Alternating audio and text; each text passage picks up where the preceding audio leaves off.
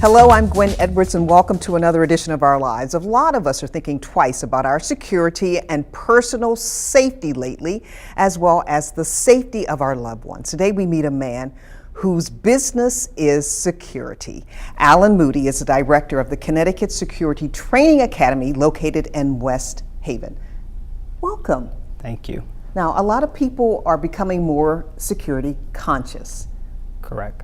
And Alan, you may be the only African American here in Connecticut who is certified and approved as a security guard instructor for a card, and that is a very unique mission. Tell us how you got into this. Thank you.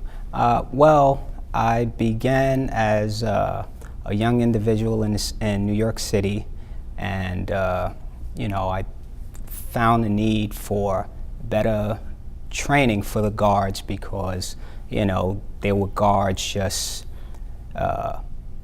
doing things that were not appropriate, and I just wanted to fill a void to teach them and teach them the correct way. Now, how do you become certified? I know we said you're certified in Connecticut, but you're also certified in New York. So how do you become certified? Well, as a security guard, you have to take a 8-hour course, and once you complete the course, you take an examination, and upon successful completion of the examination, you are then certified. And how did you become certified to be an instructor? Okay, you have to have educational background in teaching. My background was private investigation. I had the experience, which was prerequisite for me to provide training to guards, and that's how I applied to the state and was approved, and that's how I became an instructor. And tell us about the courses in the school. We said it was located in West Haven. Yes, the course is an 8-hour course, and it teaches a variation of subjects, and basically, it's a great school.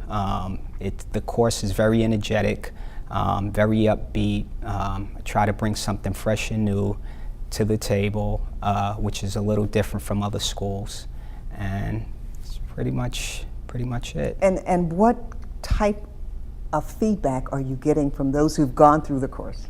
I get overwhelming feedback. I mean, after the course is over, a lot of people approach me. They write incredible testimonials, which can be found on my site. So the work speaks for itself. Tell us your website. It's www.thealmgroup.com. THEALM group.com. And within the course, what are you expected to master? I mean, are you expected to master CPR, crowd control? What are some of the things that security guards are called to become? Because I see them in quite a few different capacities. Right. Well, the training is generalized training, which prepares you for any type of industry, whether it's working at an office building, an apartment complex, a retail store. It's just general training, and I just really try to cover the basics to give them a good, solid training course. Okay, yeah. And how long have you been yourself a certified instructor? For about 10 years now. And changes you've seen in the industry? There have been some changes in the state of New York. In particular, they require a little more training as opposed to Connecticut. In New York, there's 24 hours of training, where in the state of Connecticut, it's only 8 hours of training. But the difference between many years ago and now is the training is mandated by the state. Do you have to go back for refresher courses? Not in the state of Connecticut, unfortunately. Unfortunately. I think that someone who is looking to do security in the state of Connecticut, I think the state of Connecticut should mandate refresher courses, because if someone left the industry for 10 years and came back, there's no training required. So once they're certified, they're always certified. Exactly. And I understand that a lot of minorities work as security guards. That is correct. That is correct. That is correct. You have a lot of minorities that work as security guards, but security is a pretty big industry now. And growing. Yes. All right, well, we're going to stop you right there and stay with us here in Our Lives. A look at the gun control debate when we come back. Stay with us.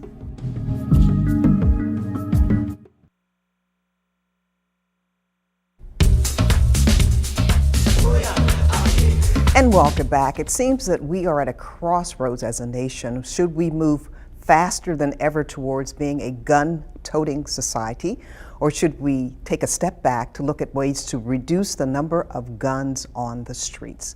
Well, let's ask the security expert. A.L.M Moody is a director of the Connecticut Security Training Academy, which is located in West Haven. Now, A.L.M, you may be the only African American in the state certified and approved security guard instructor.